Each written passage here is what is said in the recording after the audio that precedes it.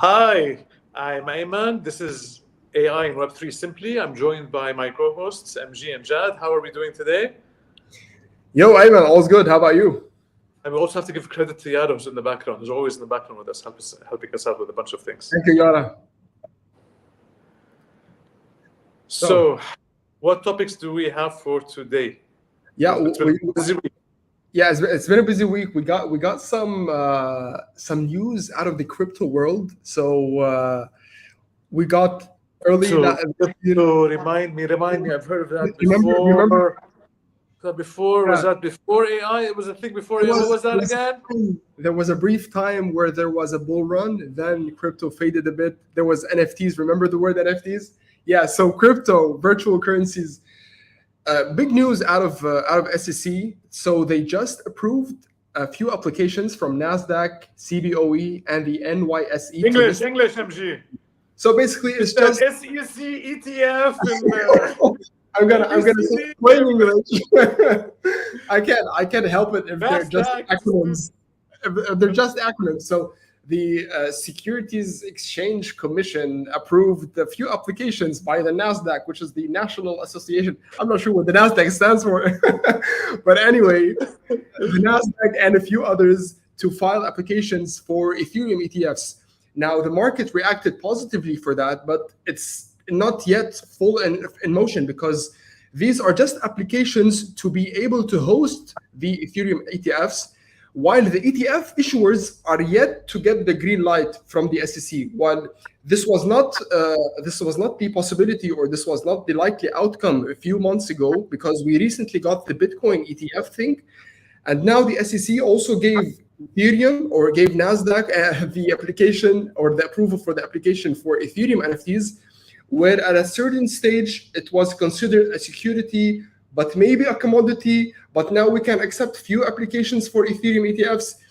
It's still a mixed bag, but until we get the final approval from the SEC for these few issuers, including Van Eck, ARK Investments, and BlackRock, to name a few, these are the issuers. These are the issuers for the Ethereum NFTs. Until we get those approvals, we won't see again that huge cash flow that we saw a few months after the Bitcoin ETF. Ayman, yes, please go ahead. Can I say it simply? Please do. There's a lot more money to be made now in crypto.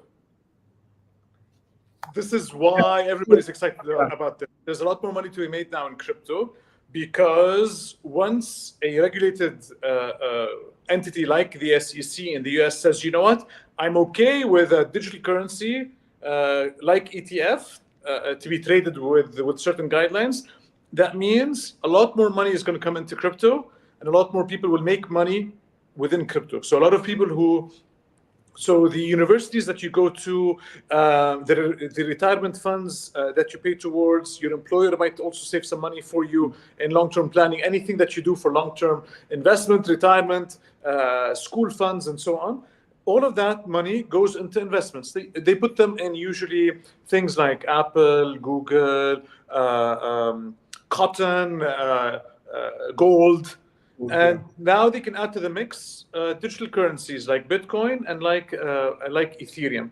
So a lot of that money from large traditional institutions is going to come into the digital currency world. So that means people who are already in can make more money because they bought one Ethereum at $1,500 or $3,000. And then when Ethereum becomes $10,000, $12,000, $15,000 after all of that new traditional money comes in,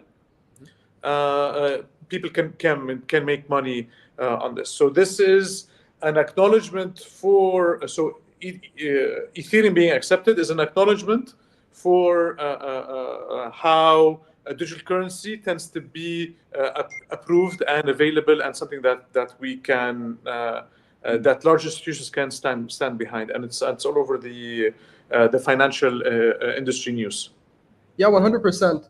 But do you think it's such a timely announcement that we this year, the year before, or the year of the halving, we get Bitcoin ETF approvals, and now we're getting some sort of Ethereum ETF approvals, maybe to fuel the rest of the bull market? Do you think these institutions would be willing to have all their money ready to fuel the next bull run?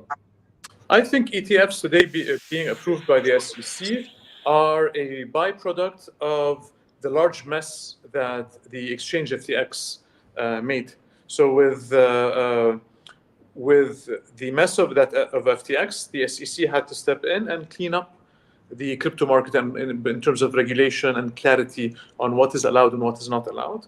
So the FTX was a huge push, and they're starting, and that triggered them to look into a lot of the low-hanging fruit, which is accepting Bitcoin, because already it has been widely used by so many institutions.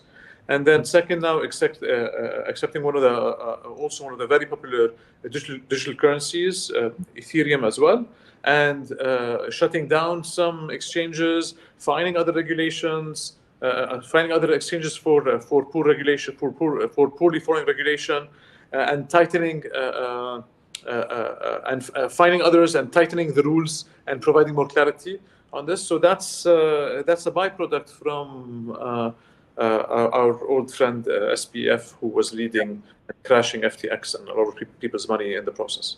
Yes, I'm glad you mentioned FTX, because it took me back to a darker time in the cryptoverse, where a lot of things felt like they were tumbling, and we had a few calls for maybe the US to regulate big parts of the crypto market. But what stood out to me, at least the most, was calls to regulate stable currencies like USDT, BUSD, and others, which till now we still don't have a framework that works around them. If you remember what happened with UST, the Do Kwon currency that plummeted, the Luna thing, it was a currency that claimed to be backed by actual monetary value, when in fact it didn't. It was all just an illusion that it was backed. And yet to this day, we don't have this proper infrastructure or framework that guides these issuers, like the issuer for USDT or BUSD or Circle for USDC. So we are yet to see those. Do you think these will come later on, or is it just like, would the institutions, like I'm thinking, would the US push ETFs first because institutions can benefit most out of Bitcoin and Ethereum's price rising, or is it just like, are they really setting a framework for a safer cryptocurrency market? You're talking about SEC, right? SEC, maybe I should have I should have also put in the Fed in the mix, but yeah, mainly SEC. I think MG, they're going after the low-hanging fruit and the obvious things like Bitcoin and Ethereum, and I think at some point, Solana, Polygon. So they'd look at the market cap of certain currencies to see how much people are actually trading in them, and from that they look at it. If you look at it within the crypto community, even exchanges, when they say, okay, if you want to launch your own coin, great, launch it on your own on peer-to-peer exchanges. Once it has enough people, enough volume, then apply to us as large exchange, and we'll take a look at it. So the same logic is being followed by regulators as well. They're starting with if it's an Excel file, sort descending. They start from the highest to the lowest, and Bitcoin and Ethereum are the easier ones to go after. Yeah, no, that makes sense. That makes a lot of sense. Yeah. So what do you guys? Yeah. What? Jad, how are you? I'm fine. I'm fine. Thank you. Mute and smiling when he's mentioning the dark times of crypto. Yeah. It's a nice space today, nice topics. And the next topic on our list today is XAI, which is Elon's company, raising a bit of money as part of their Series B funding, which is $6 billion. So a bit of context, Series A is the first round of funding to establish a company, secure a market share, etc. Series B, which is in this case XAI raised, it's for scaling the opportunity of a company, and Series C and D are the third and fourth round. So they raised $6 billion, and this mainly came from equity firms, key investors, etc. And this is part of their accelerating the challenge or competition between them and Microsoft and OpenAI. So XAI is the company behind Grok. It's their main product. It's also a large language model, and it was released back in 2023. Since then, they released Grok 1.5, and I think a month ago they released their latest model, which is Grok, but it has the ability of understanding images. So they are in the announcement, they mentioned that they are working on several new products and updates that there will soon be announced to the public. And this is one of the main reasons behind the funding. And they will mostly use the funding for hiring, which is they have like 20 or more now open positions in UK and USA. All of them are AI developer, AI trainer, AI prompts, whatever.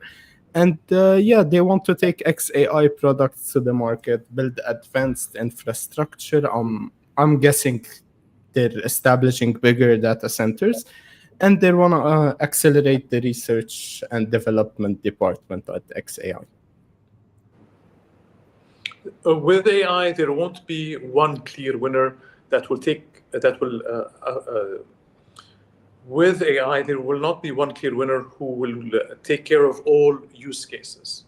OpenAI's ChatGPT is in the lead, and there are so many use cases that people are using, but it's not enough. You have a lot more room for more people to come in, and that's why you see Google trying to play a role, Meta and Zuckerberg trying to play a role, XAI's Elon Musk trying to play a role, UAE Falcon trying to play a role. So all of them are trying to play a role and to find their space within the growing AI field. But to grow an AI, to really play a role, you need a lot of money in the billions with a B, because you need to pay so much to get the infrastructure, to put the infrastructure in place, which are the CPUs.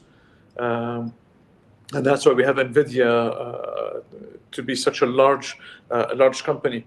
NVIDIA in the last 12 months, they've added their own market value as much as Amazon as a whole. Amazon's been building for 20, 30 years. NVIDIA added that in 1 year because they are the primary suppliers now of AI chips.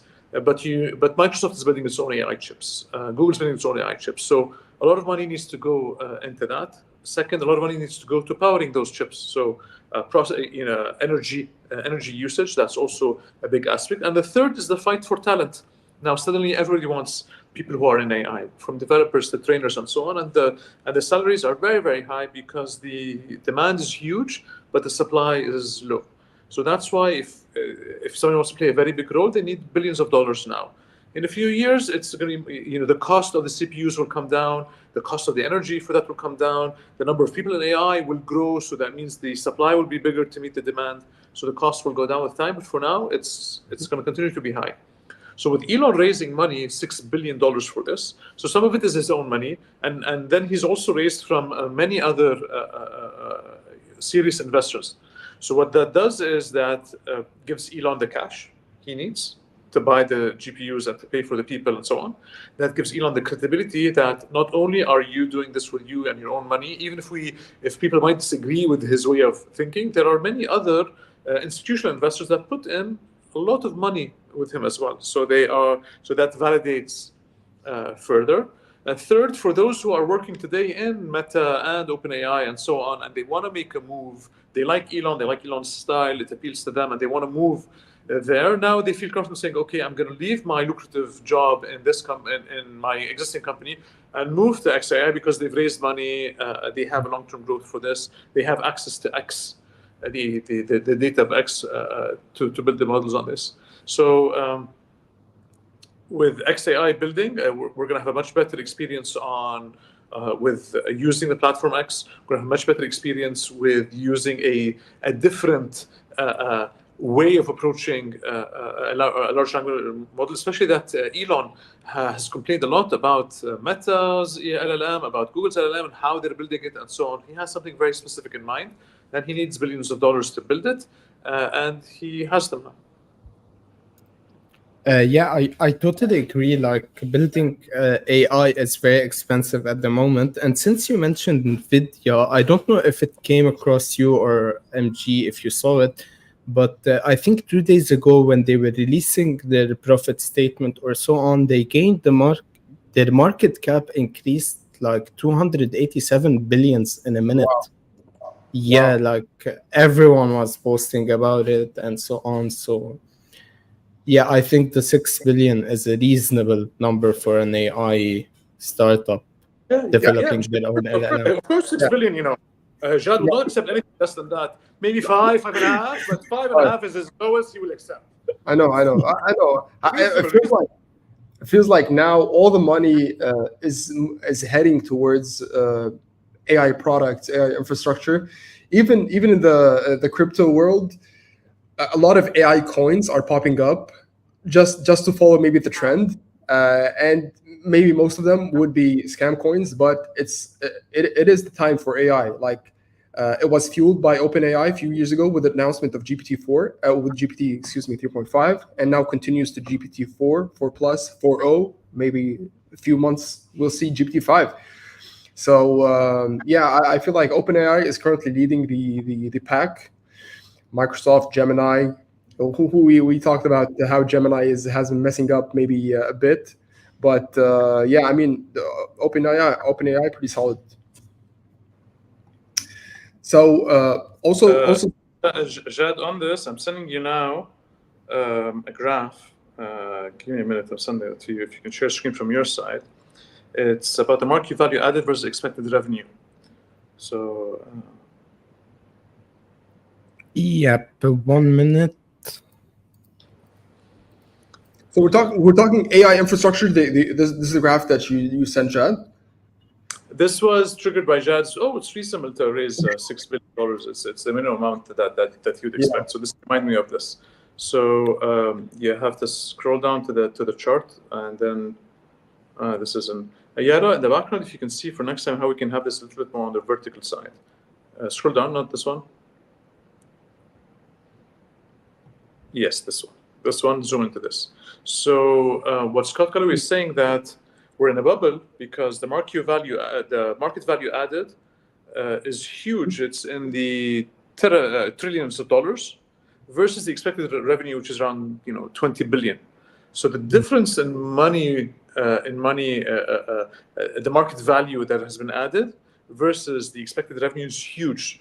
So and he posted this simply with a simple note saying, yes, we're in a bubble. So this is what his take on this. Is this reminiscent of the 2000s internet bubble, you think? But it's less money than this because there's more money in the system now. Okay. I mean, it's always better. It's always better when you have money locked into maybe assets. It always gives more credibility that these products or these infrastructures are here for the long run and not just maybe cash grabs or just might fail anytime soon.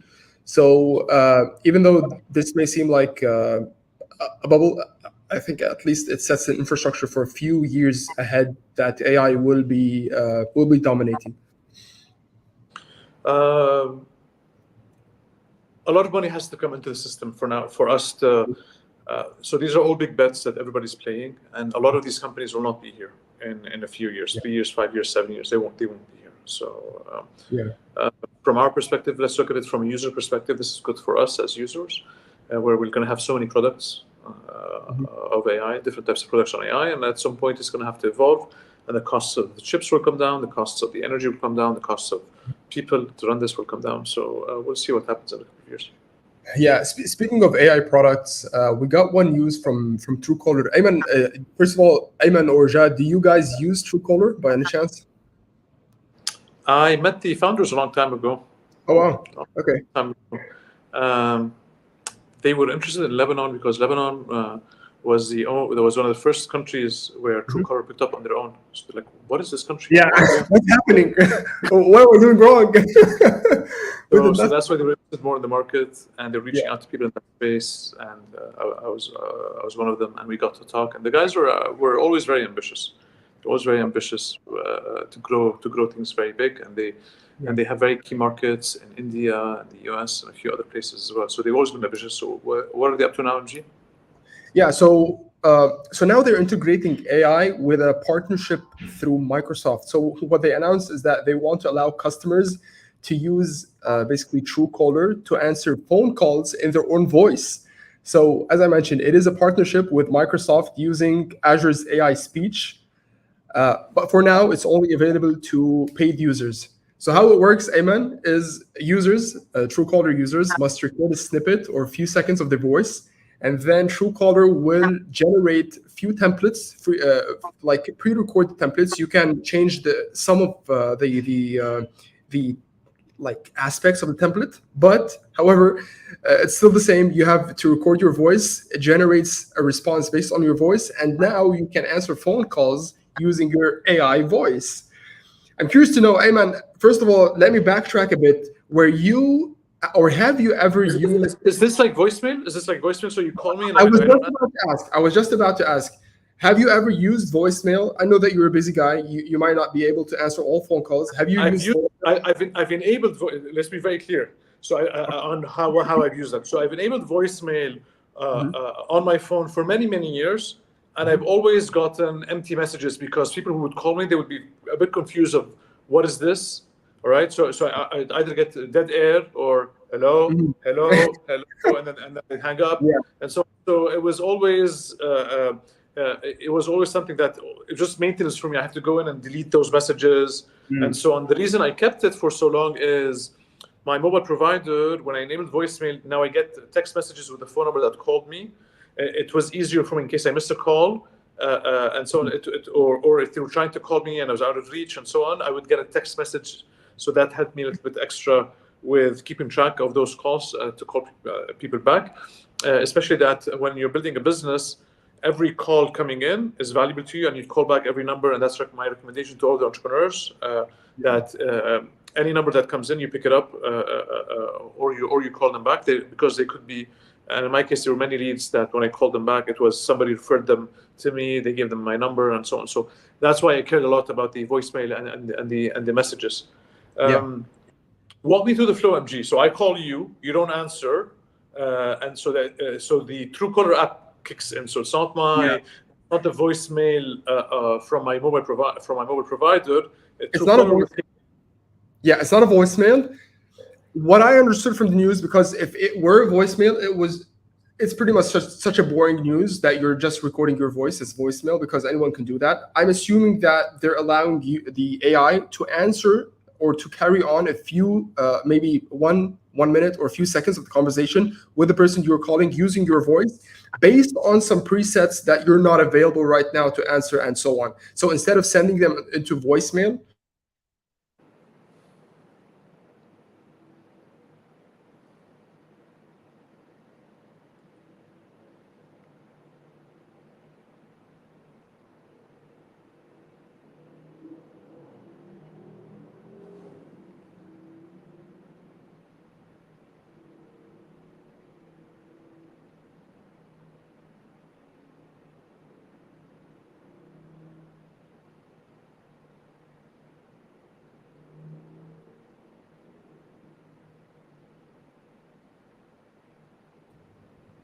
hello? All right, so I think we lost MG and Jad. No, we have them back now. So very likely I was live on my own for a minute and a half. Oh, right? I don't know what happened. Going through my messages and trying to see, is that me or not? So I'm sure the users were very happy just having a confused guy on his own, going through his phone and looking at this. So yeah. You think you were confused? I was talking to a screen and then realized that you guys were just you guys were just doing a pause, and I was like, "Ooh, what happened?"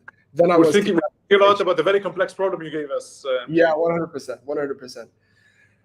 So yeah, I mean, if it were to answer the phone call, like actual hello, who's this? Oh, this is the AI, Ayman's AI Truecaller machine. He's not available right now. What do you?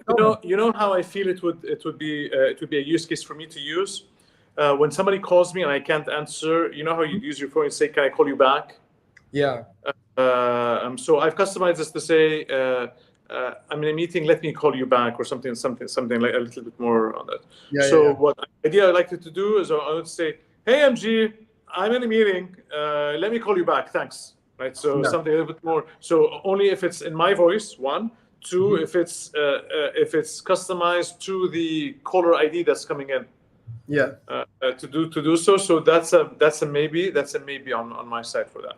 At least I for would, now, from what. and I would also like it. I would also like it if after I would let's say send my message like I'm not available right now. If you want, let me know what you want. Maybe carry a few seconds of the conversation. When the conversation ends, Truecaller just sends me a script or like a one message summary of who called, what do they want, and maybe if it's urgent or not. I think that will be a useful feature. It's doable, MG. It's doable. Yeah. Well, what you mentioned is not.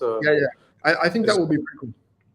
Because I do this already with some people who reach out to me sometimes on LinkedIn or on email requesting a call. What I do is I end up sending them a WhatsApp voice note saying, look, it's faster for me. Instead of you waiting for me 10 days to find a slot for us to meet, send me, let's do it asynchronously via voice notes. You send me a voice note. Once I'm catching up with messages, I'll get back to you. We'll do this back and forth. And if it doesn't work out, we'll meet. And you find, MG, that so many times I've been able to take care of things like this without having the meeting. They ask me the question, I give them the answer. I'm doing it on my time, they're doing it on their time. But it works. Yeah, I feel like voice notes are such a convenience because first of all, it's more personal than just text messages, and you mentioned that everyone can answer and reply based on their time. Plus, like it's not a phone call that you lose context of what happening in the conversation. You have everything recorded in voice notes. You can go back, mention, take notes, and so on. So I think that's pretty cool. One of the accountants I know, he loves voice notes. I said, why would you? Love is a strong word. Why do you do that? He says that before then, people used to call and he'd spend like just 10 minutes. They're trying to chat him up and talk about things and talk about work and so on. And then they'd get into their question. He says now with voice notes, it's like, hi, how are you? You're good? Look, my question. Yeah, I do that. I do that also a lot. Yeah. Hey, Kifak, I was good, man. Hey, by the way. yeah, 100%. Yeah. What's our last topic? Of course, and it's another AI tool, which is Google's AI search overview, which was released earlier this week. And so Google, the point of gradually releasing features. Is that the official name? Yes, Google AI search overview, I think. Yeah. So whenever you Google anything, typically with Google, you have Google AI search overview. You have Google Gemini. You have Google Bard. You have the same way they've always had issues with their naming. Like they had Google Duo, Google Duo Chat, and Google Messages, and so it's like, okay, what messaging tool am I using? And Google Meet. They have a lot of products. Yeah. Huh? Google have a lot of products. They have problem naming them all. It's not like they have teams working on the same problem, and so you have different products on this for sure. I bet they have a naming department. Yeah. So I just double checked, and it's called AI Overviews and More. So Google's AI Overviews and More. So how it works is you Google anything. Whenever you Google it, at the top, instead of getting the first website, you get a small box which has the AI overview of your search. And so Google's point of gradually rolling out the features or products is to identify where it needs fixing, where it's broken, and to work on it. But this one, it was trending for a bit on Twitter because someone asked Google, is it healthy to eat rocks? And the AI overview that yes, it's very healthy. Doctors suggest that you eat 3 rocks per day. And someone else asked Google, I'm trying to make a pizza, but the cheese keeps falling out. What should I do? And it suggested that he puts some glue between the cheese and the pizza. And for the good responses, people reported that it's just reworded versions of journalists' articles and so on. So I'm sure the quality of the AI overviews will increase and it will be better at some point. But if Google can't make it, I'm sure someone else will, because AI is a race. So either OpenAI does it with their own search engine, or I think Microsoft and Bing and Copilot can do it. I think Google's the better position than all of them. because they've been indexing the internet for ages now, since the early 90s. They have all that index, all of that data is there. And so they're sitting on the main source of the data, but their tools need some work. And it's easy for us to say, oh, look, it's told me this, it told me that, because Google's huge, and any edge use cases or problems are going to show up, and people are going to have a good time. But it's going to take a while to fix those. But at some point, it's going to be, yeah, of course, I'm using this and I'm using that. So, but it's not an easy task. We can mock them as much as we want. It's not an easy task. Yeah, I do agree with that. Yeah, I feel like it's mostly an SEO issue, because I also saw the thread that mentioned that one user claimed to put glue on pizza. It was actually a post from Reddit. Yeah, exactly. So it fetched like a random person who suggested something 9 years ago. I think it can be easily tweaked just by relying on maybe credible sources. But then again, we always. But on this point, Google has solved this for search, because before now, when you search, they'd show that random post. But then with time, they said, you know what? No, that Reddit random post is not credible enough. Therefore, let's look at how many people link to that post. That gives us more credibility and so on. So that's how the PageRank, which differentiates from Yahoo Search and so many others and so on. So they found a way around this and created a new standard for this and so on. And I can see that happening here. They have a lot of bright people working on this. Google knows that this is if they get this wrong, they're out of the game in 8 or 10 years, because and they're working on now in parallel the technology and their revenue. But I think they're giving more priority to the technology now, because they're under a lot of pressure more than the revenue. Revenue they'll figure out later. 100%. 100%. All right, so that's it from our side for the topics today. Thank you, Jad and MG and Yara, for setting everything up and for us to cover these topics. We will see you next Thursday at 5 p.m. Dubai time? 5-ish. 5-ish. So we're trying to be here by 5 o'clock, and then awesome. I'm the culprit. I come in 3 minutes before with a list of things I want to test, like the background and the shape and the audio and all of that, and So yes, 5-ish. Let's update our 5-ish. Drop by. We'll see. If you see us. If you don't, you'll see us soon. 100%. All right. Thank you for today. Bye-bye. Bye-bye.